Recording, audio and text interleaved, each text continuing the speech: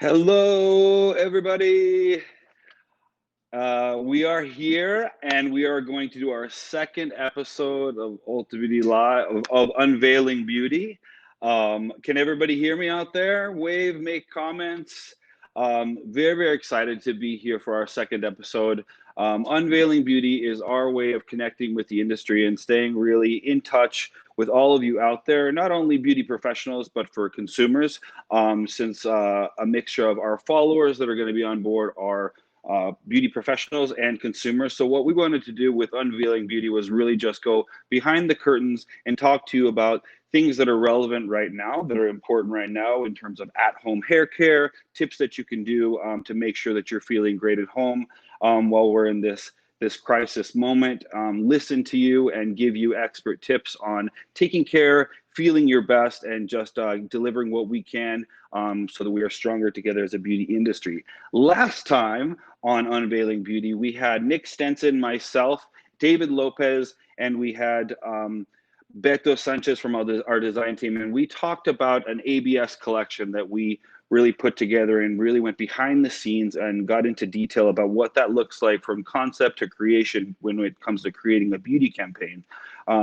Today's episode is going to be a little bit more relevant in terms of what we're going to be talking about with the situation that we're in right now and what we can do at home as beauty professionals, talking to our customers, but also what you consumers that might be out there at home struggling with what to do with your hair. So the title of today's Unveiling Beauty is called Avoiding At-Home Hair Catastrophes, which I'm hoping is engaging a lot of people. So before I introduce the people that are going to be on the show with me today, I want to encourage you guys to make comments. We'll respond to the comments on the feed. And also, we believe this is going to be a really great ongoing platform for us. So suggestions of things you would like for us to talk about, things that you might need help with or help with in general when it comes to the beauty arena, or any kind of support that we can offer, we are here for you.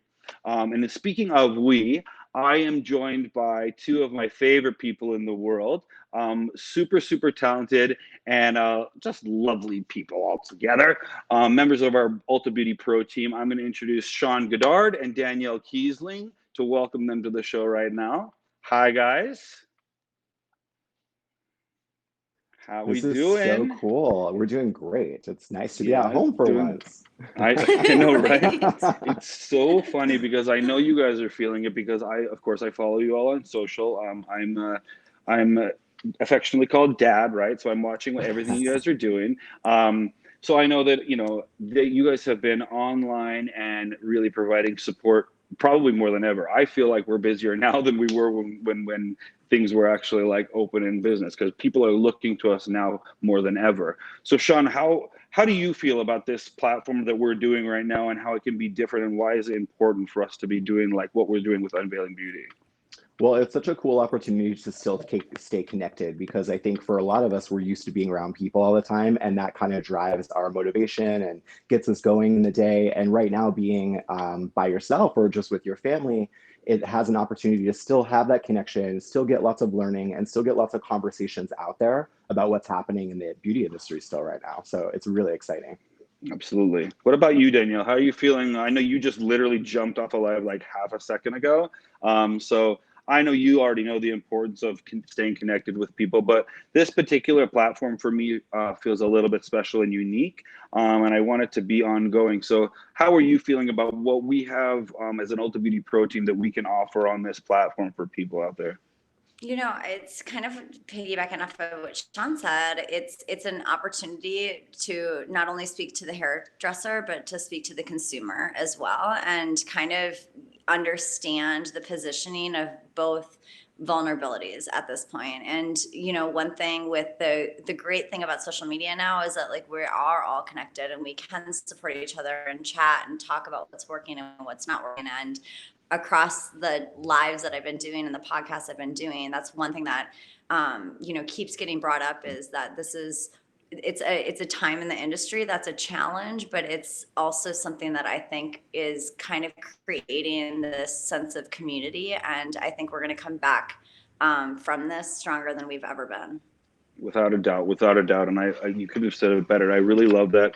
And the purpose, I think, of this platform is for us to really kind of bridge actual, content that's usable. So you'll see a mixture of stimulating dialogue, but also actually hands-on technical education that's usable, user-friendly, and is relevant for audiences that, like we said, are stylist and consumer alike. I think sometimes stylists get a little bit separated or polarized, thinking like, well, this is a hairdresser topic, but you better believe that all of your stylists, or all of your clients, excuse me, are watching what you're doing online, right? So if you're showing them that you're engaging and that you're learning and that you're using this downtime to invest in your skills, that's just going to make them that much more ready and excited to jump in your chair and hang in there and wait for you when the doors open. So without getting further into it, I just want to address, so the first one, I'm really excited about today's topic.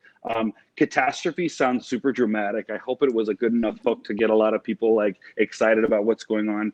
So the first one is color catastrophes, Sean. So I'm going to pass it to you because this is a topic that's like hot. So a lot of people out there, they're like freaking out, right? Because their roots are growing in, they don't know what to do, they can't get to their hairdresser, they don't even know how to look at, so like most people don't even know what their natural hair color looks like because they're so good about just coming into the salon. So talk to us about avoiding natural like hair color catastrophes at home, and give us your take on it. Well, I think the most important thing to understand is like that your hairstylist, if you're a consumer, your hairstylist is going to need you just as bad when things come around as you need them. So in the meantime, the best thing you can do to avoid making anything that's super traumatic and causes more work or more money when you do finally get back to the salon is utilizing things that are like topical. So for example, at Ulta Beauty, you can find lots of different things that are like powders, sprays, different pencils or crayons. And those work really great to tie you over in between for your roots visit. And the good thing to know about each of those is when you would use what versus the other. So if you're going to use a powder or like a pencil, you want to have more of a shorter root area. If you have more of a longer regrowth, then you can go in with a spray and get a bit more coverage with that. And then it takes care of it. You don't have to worry about it. Yeah, those are good tips. Those are good tips. But so what about somebody who's like, we know that some people are, we don't want to admit it, but they're playing around with buying that box color. What would you say to them, Sean? Talk to them.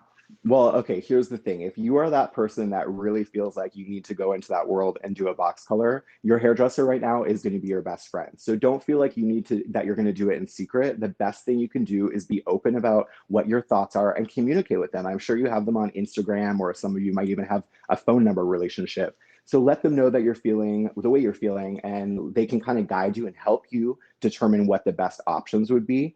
What I do want to share, though, to make sure that everyone isn't really causing a lot more work when salons do get up and running, is some hot tips for the client to understand what the easiest way that they can do it without creating a lot of problems. So should we do a little demo? Yeah, let's get into it. Cool. So here is my client. She is ready for her gray retouch. So what I want to show you is how you can separate the hair first off. So all we did was separate from the ear, giving you 2 sections on each side. And then wherever your part is, you want to take about 1 inch on each side of that part and separate that.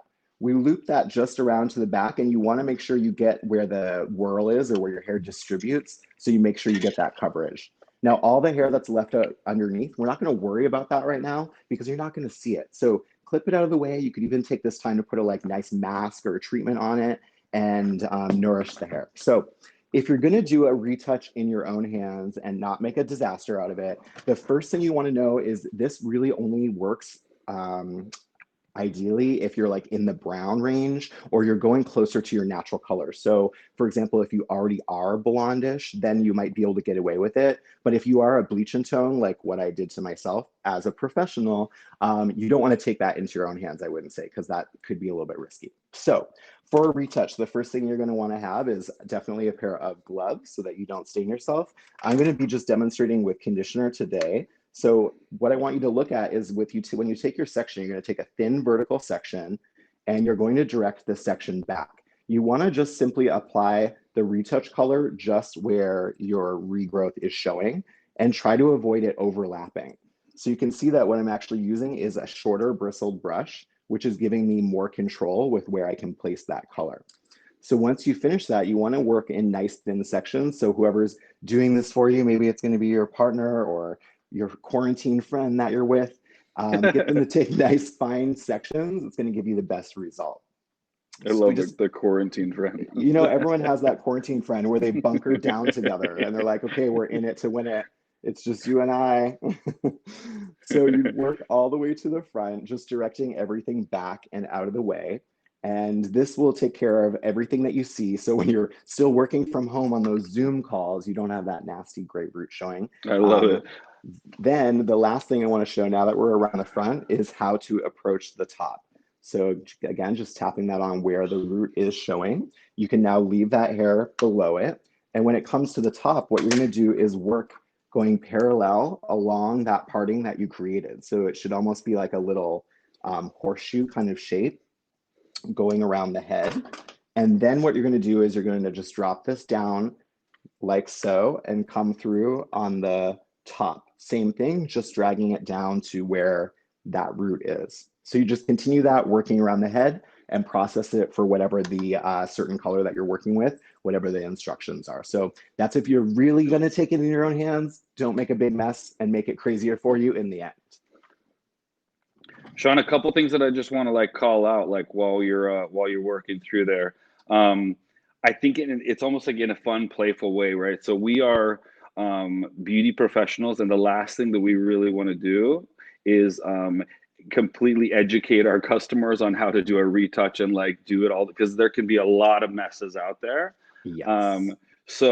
But one of the things that we do know also, and that we have access to, is visibility to like online sales, and we have seen a big spike in online box color sales. So even though we don't want to encourage our consumers to do their color at home, we just are like being very transparent about the fact that we know that they're going to. So this is almost like making sure that if you're gonna do it because you just have to, do the bare minimum and save yourself the catastrophe that your hairdresser is going to have to fix later on, right? Exactly. And then don't forget, reach out to your hairstylist. Don't be afraid that you feel like this is a big secret you have to keep. Right now, we're in that like different time that nobody's been involved in. And so hairdressers I know out there would much prefer to be spoken to and consult about it with you and help you versus you feeling like you're completely on your own. So reach out to your stylist.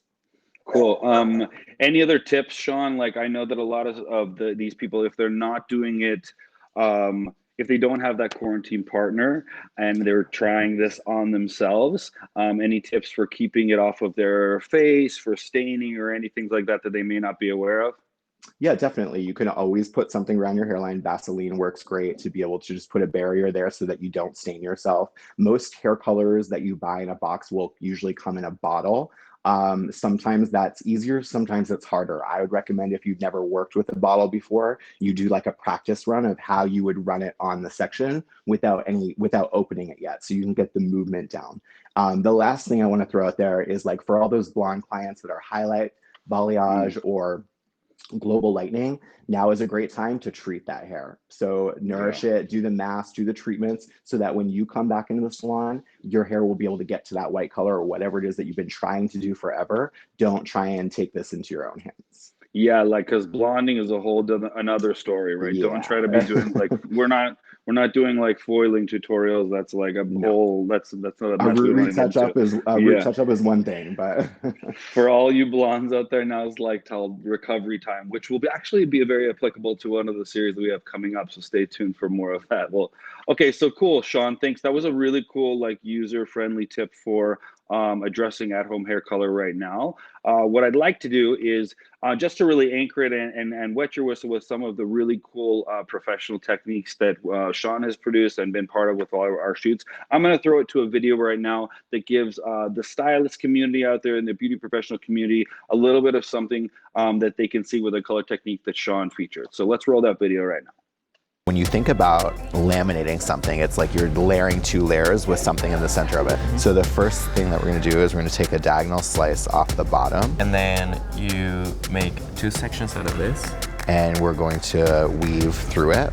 This piece is actually going to be our low light. Take the foil, and we're going to use this low light formula, which was the level 5. The next key thing is getting this foil folded up out of the way. So I go 1, 2, and then we're gonna fold it in half one more time. Go back to this bottom section, place it on a foil, go in with our lighter color. Then you start a little bit lower, right? It's not all the way to the top. Yeah, and then we wanna make sure that we just like blend. Then the section that you're holding will drop down onto the same foil, saturate, and then do a blend on that as well. This one you just like put on top of it. Yeah, just layer another foil right over top.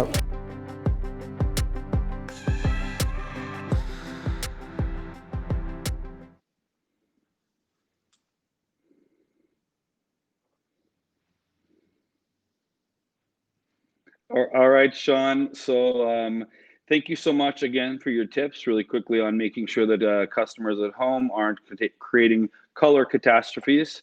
Help them keep in mind that hang in there for your stylist. I love that video that we just played that gave them kind of like a full circle taste of the type of education videos. Let the people that are watching right now know where they can find you to find more of that kind of content. Sweet. Yeah, you can find me on Instagram. It's at Sean Godard. And as you can see, I've got the studio set up at home now. So I'm ready to start rolling with more tutorials, more videos, and all of that. So come follow.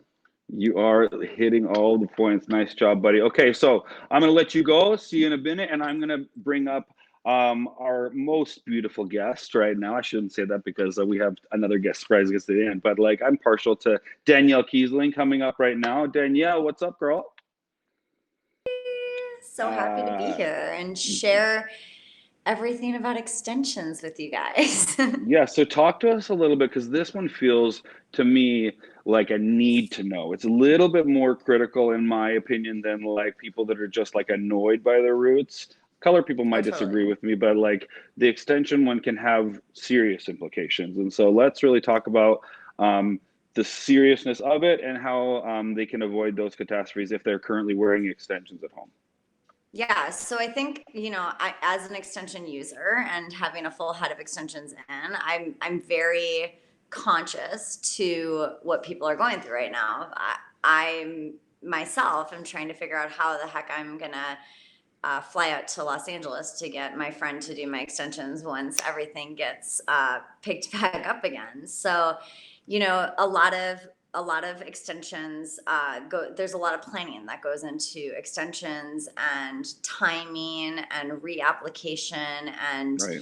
you know a really methodical method in order to not damage the hair. So I know that I've been getting direct messages left and right because people are worried. You know, they're due to get their extensions taken out, and they're not in a place where they have any. We have no certainty of when that is going to be. So I'm here to share a couple do's and don'ts about extension care, and then if in the unfortunate situation that you have to remove a tape-in extension, how to remove it properly. So first thing I'm going to say is that brushing is critical. With extensions, we shed. So our hair naturally sheds from 75 to 150 strands of hair a day. And when you've attached the hair into an extension, whether it's a bonded extension or a tape-in extension, you are now attaching shedded hair into hair that isn't shed.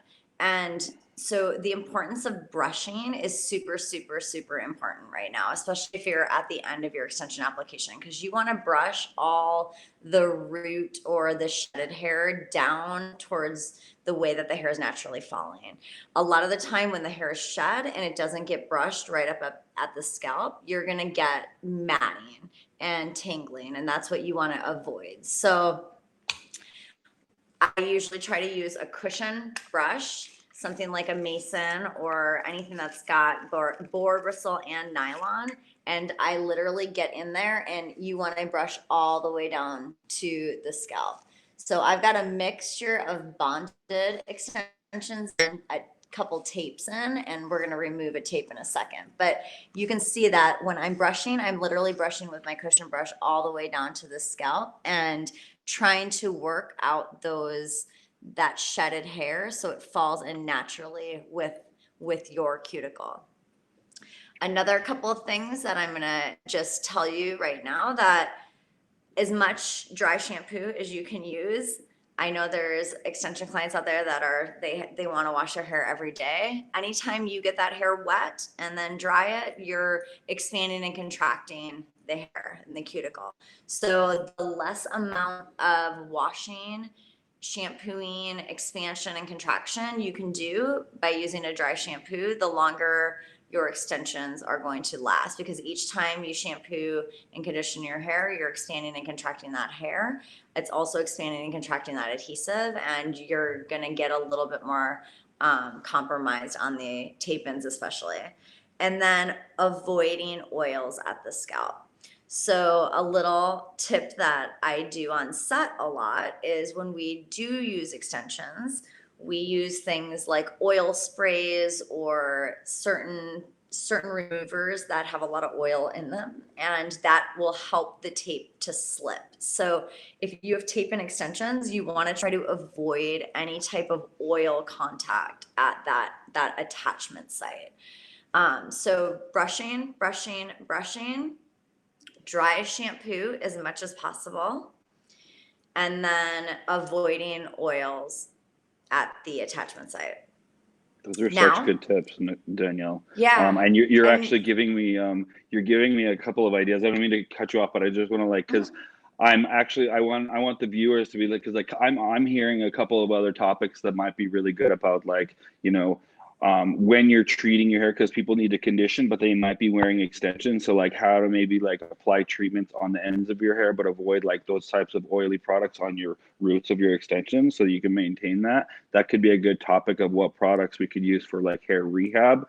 And then I'm also hearing one that might be helpful, and you guys can let me know in the feed if you think this is relevant, what would be some great ways to go from one shampoo for 5 days in some creative styling so that you can create longevity and maintain that blow dry for as long as possible, not only for extensions, but for hair healthy sake. So let me know if you think those are good ideas, and then I'll just pass it back to you, Danielle, to talk about more about this extension process. But I just wanted to feed that in there.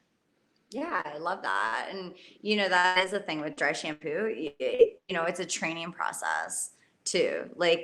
When you're going from shampooing your hair every day to the idea of dry shampoo, the more days you can go in between shampooing and using a dry shampoo, the more you're extending your time. So you're training your scalp not to produce as much oil. So, this is a great time, like Sean mentioned, to kind of give our hair a break and give it a rest and figure out ways that we can still look presentable on our Zoom chats and all of our live social media stuff that we have to do, but maybe not, beat up our hair so much, and give it a little bit of rest. And especially with extension clients,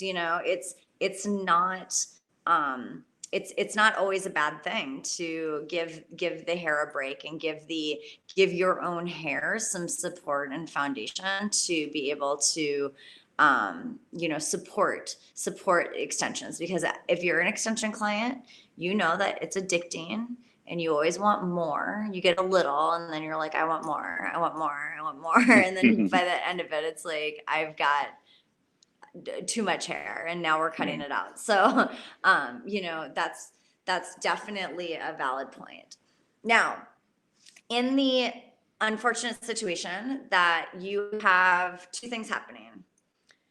Extensions that are slipping out, the adhesive is starting to break down and it's starting to get gooey and it's starting to slip out. That's one. Or two, you've shedded out the majority of the attachment hair and now you have a pressure point. So a pressure point, you're going to know what it is when you feel it. Like you'll definitely have some achy, like pain almost, or even like a bump or something that's like very uncomfortable. So if you're getting a pressure point, that's usually because the extension itself or the tape has shifted. It's not properly weighted from each side. So you want to remove it before it pulls out or gives you traction for the other hair. So I'm going to show you guys a very easy way to remove a tape. So there's a couple things that, like I said, I've used in the past. Some are oil sprays, so you can try different things. Each adhesive is going to be different. So not all extension tape adhesive is the same. So what would work on one brand might not work on another brand. So some brands get nicely broken down with an oil-based spray or an oil solution like a Moroccan oil or something with an oil derivative. Then you've got the extensions that are more based off of being broken down with alcohol-based products. So that would include aerosol hairsprays. And also the thing that's very popular nowadays, hand sanitizers. Very clever, very You can get clever. them from my Delta stash or your brand. I'm sure we sell these at Ulta Beauty as well. But so hand sanitizer is kind of like a home remedy to remove a lot of tape and extensions. So for instance, I'm going to go ahead and show you guys how to remove this tape and extension. So what I want to do is I'm going to try to get as close as possible, but I'm going to put that hand sanitizer right up to where the top of the attachment site is. And I want to work that in and just let it sit on the hair. So I'm working that on both sides of the hair or the attachment site. And I'm just kind of letting that do its thing first. Then what I'm going to do is I'm going to test it to peel back and see if I'm getting any slippage. Now I am, because these have been in my hair a little bit, but if you're not getting any slippage, what you can do is you can insert like a bobby pin or a tail comb or something in between those adhesive points to kind of allow that hand sanitizer, hairspray, or oil-based remover kind of start dissolving that adhesive. And I think that's the one thing is you don't want to rush this. It's adhesive in your hair. You want the product to dissolve the adhesive. So as that's sitting on, I can feel and see that this is coming off and I have no pain to pull it out. So that's basically dissolved and now I have the safety band in the back. So if you're taking this out and you feel any pain, again, whoops, sorry. Trying to juggle a mirror, a computer, and a phone. You're doing great. All right, so I put a little bit more of the hand sanitizer on to get that safety back off. And then again, just kind of peeling it. I always like try to peel it across the hair and not down the hair. That will give you a nice like application removal. If you peel it down the hair, you're just sliding it down your mid lengths and ends, which once the product wears off of the hair, you risk the adhesive kind of getting gummy. So by peeling it just horizontally off of the hair instead of down the hair, that should help you prevent any residue. And then that's it. So no, actually, I feel like those are good tips. Like regardless, actually, as a stylist, I know how to take out extensions, but you even gave me a couple little tips at how to make sure. I never thought about doing a horizontal pull. But I think the main thing that you really nailed, that I think that anybody that's at home that really needs to take them out before it causes hair loss or something permanent, is to make sure that it doesn't need to feel like you're ripping them out. Like if you still feel that tension. And I also think that you're just genius with a double whammy, like sanitize your hands and get your extensions out at the same time. It's like, well played, No Danielle. COVID. Well played, very appropriate for the times. So I appreciate you sharing this. It's very, very relevant to consumers and stylists. Just like with Sean, I also wanted to share with you guys a video where Danielle is very passionate about using extensions in her work to get the effects that we sometimes can't create because of limitations on what models allow us to do, or when we just get really creative as hairdressers and need to create a special effect, whether it's for density or for color dimension. So I'd like to roll a video now for you guys to see some of the work that Danielle has put into action with the use of extensions for one of our shoots that we've done as a pro team. So let's see that now.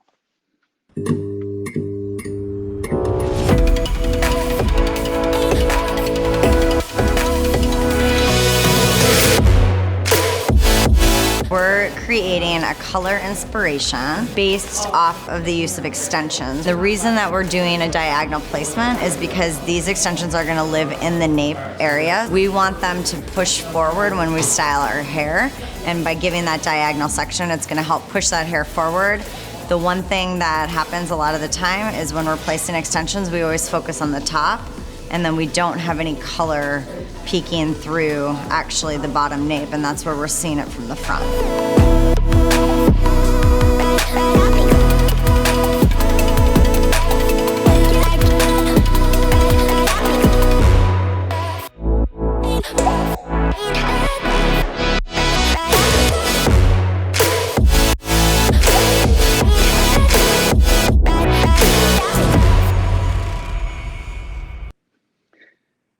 All right, and we're back. Danielle, thank you so much. I love that video. That was such a fun shoot. I remember that neon shoot. You really are a master at creating dimension with extensions and bringing that part of your many different skill sets to the pro team. So just a big thank you. And I know that everybody that's watching is taking the tips that you gave today, and they're going to put them into place and share them with their guests. But also, just like I said with Sean, if they aren't currently following you, where can they find more of the good stuff from Miss Danielle Keasling? Yeah, so I am putting out a lot of content right now as well. So follow me at Danielle Keasling. Again, it's Danielle Keasling. And reach out to me, direct message me. If you guys have any questions, regardless, if they have to do with extensions or just hair, just reach out to me if you want to chat. So Margie, I can't hear Danielle, but I'm sure what you had to say was really, really excellent because you're just such a good speaker. I'm going to go ahead and roll on with the show must go on because this live TV broadcast. Thank you so much, Danielle. I have a very special guest coming up next. One of my favorite parts about being a part of Ulta Beauty is our ability to, we have 10,000 beauty professionals across the country, and a small group of our elite beauty professionals is our design team. Many of them are not strangers to you. They have shown up big in very, very many avenues in the industry, getting nominated for NAHA a couple of times already, showing up with their collections in print, and working as just huge advocates and brand ambassadors, not only for us on social media, but behind the chair, taking care of our guests at Ulta Beauty and just showing that we really do have amazing salons with amazing hairdressers. And so I want to take this opportunity to bring on one of our superstar design team members, introducing Miss Laura Gunter. Laura, how are you doing today? Hey, Ammon, how are you? I'm good. I'm good. How you feeling? You know, I'm feeling great. I'm very energized. I've just been at home working on some great content and just enjoying this time. I'm really missing my guests in the salon though, but Yeah. it's nice to have a little me time. That's important. I think that's important, right? I think as much as everybody is flooding content and giving people things to do, it is important that we take time and say, hey, let's value this time to have some like healing, emotional, just quiet time too, right? Right. I totally agree. I Yes. Go ahead. Go ahead. I had nothing to follow. Okay. Well, so first thing I want to do is just kind of like transition into so the relevance of the topic today, right? So you're a part of this cool team, this design team. And one of the things that I know that you guys love is that you get to work so closely with the pro team and get really hands-on with them and get some very close mentorship with them. So based on Sean and Danielle today, like what do you feel like you've learned from them and how has that come into play with what you're doing with your career? Yeah, so Danielle opened me up to the wild and wonderful world of hair extensions and the possibilities therein. And in combination with the things that Sean Godard has taught me with creative color, I've honestly just, to me, that has expanded the world of hair color and extensions in a way that I can create things that sometimes aren't even achievable on, someone who has a lot of previous hair color. It basically gave me a raw canvas and a palette that I could do something that would really shine. So I actually entered a Great Lengths hair extension competition and was one of the finalists. Can we And see those pictures? I know yeah, I they're gonna think roll some B-roll, but so. I think like talk about that process. I'm really proud. The pictures turned out so beautiful. So I want to make sure Yeah. that while you and I are chatting, that we get those pictures kind of flowing in there so they can see how you applied what you've learned maybe from Sean and Danielle in combo for this cool picture. Yeah, I'm so grateful for all of the education and opportunities that I have as part of the design team because I used everything when we went to Skyfall and met Nicholas French, and he really gave us the idea from concept to creation of how to really bring your concept to life. And then Danielle has given me tons of photography tips and ways to do your own photo shoots at home and how to find models and really make your own space. So I actually shot the pictures myself. I colored the extensions myself, Bravo. placed the extensions myself. Just all of it I did myself and submitted everything. And I'm super proud of the way it came out. And I even have some additional content that I'm planning on putting into the BTC One Shot Awards later on. So yeah, just got those back. So it's very exciting. And I'm just so grateful for everything that you guys have done for us on the design team, and honestly, everything you do for Ulta Beauty as a whole. You're so sweet. Well, listen, we are so proud to have you, not only for the work and the quality of work that you're doing, but you truly do embody the spirit that we encourage and want to create from a design perspective. You guys are our heart soldiers. I say it time and time again. You embody humility. You embody improve always. I applaud you for that. Thank you for doing what you do. I have no doubt that you're going to be bringing more stuff for us. I'm going to put you on the spot a little bit and ask you a question. What is the one thing that you think is probably your favorite thing about being on the design team? What is the one thing that you think makes it all kind of come together and just is the biggest value for you? Probably the one thing, and it's probably not something that everybody thinks about when you hear design team or what you think the design team is about. But honestly, it's being able to take all these cool techniques back into the salon and use them on my regular guests and sharing that all that education with my regular guests in the salon and having them I come back from a show and they're like, "Oh, what did you learn this time?" And they just really get excited, and it's honestly helped me build a clientele from scratch moving to a new city where I didn't know anyone. Yeah, that's pretty important, right? I think that so many times when we our design team, I'm so proud, right? So they've shown up. You guys have been winning awards and showing up in magazines and doing all this stuff. And I think sometimes industry perception of the design team is that's the daily life that you live. But really, it's we're your hairdressers working behind the chair, connecting with your guests, and maintaining those relationships. And you said it like right from the beginning was that you're anxious to get back behind the chair with the relationships of those guests that you haven't been able to touch. And that is, for me, the first thing is that our design team members are connecting with our guests in the salons, and they get to do all these cool other things in addition and bring those skills back and enrich and build their clientele because of it. So thank you for that.